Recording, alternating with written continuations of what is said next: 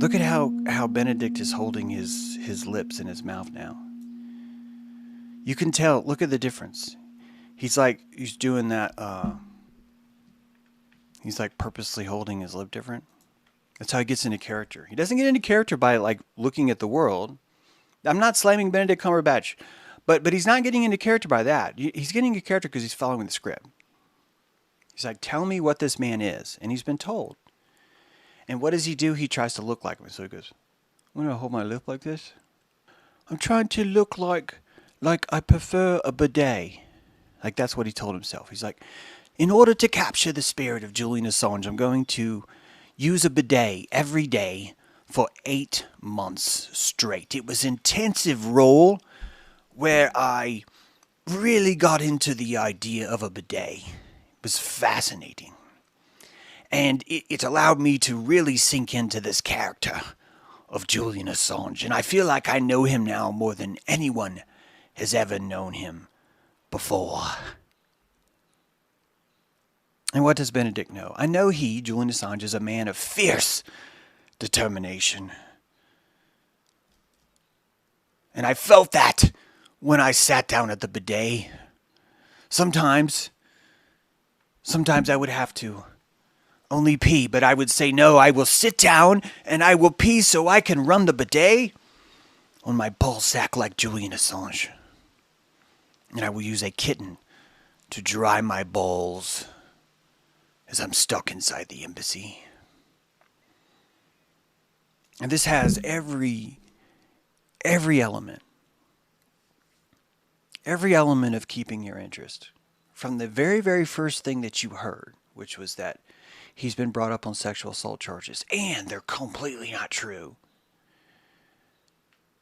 From the sexual assault to the smearing poopy on the walls, to the Pamela Anderson, to the kitten, to the I have a USB thumb drive. Do you remember that? I have a USB thumb drive. And if anything happens to me, I will release the MacGuffin. I mean the thumb drive.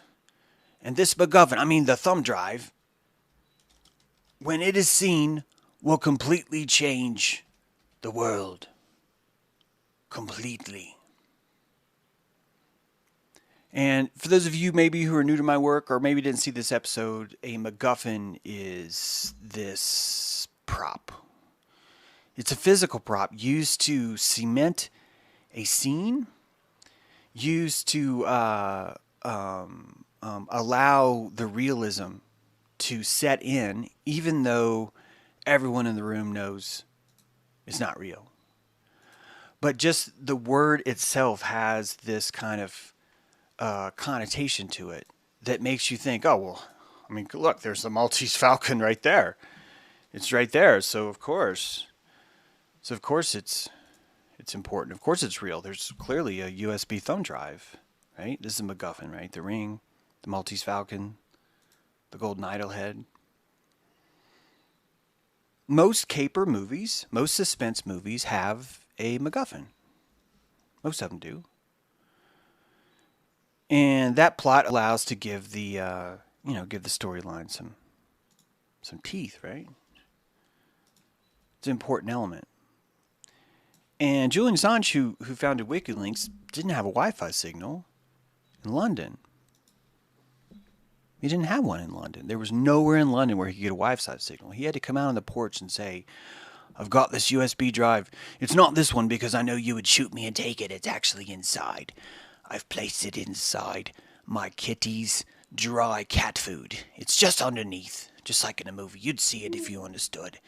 And it's a secret reminder after my death that I just want you to feed my cat, really. And it's this beautifully, wretchedly gripping story that keeps you on edge.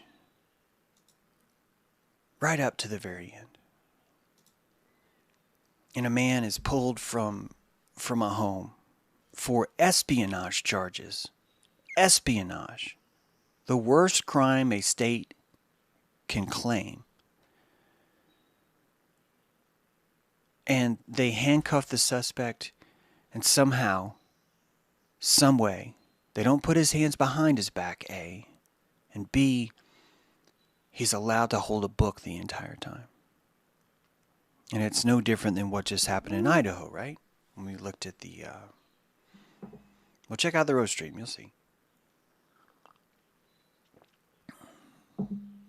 It's theater. It's important theater. And I don't need you to think that the book is Gore Vidal's book. United States of Amnesia. That's not the title, but the basic theme of Vidal's book is that America keeps forgetting what it does. And it's a great book. It's perfect. I'm glad people are seeing it. I'm glad. But guys, we are adults. Many of us. And adults don't like baby stories, do we? We don't. It's not that we dislike even Assange. What we dislike is that this is being pretended to be something. That all of this is being showcased in some way. And it's just simply not true.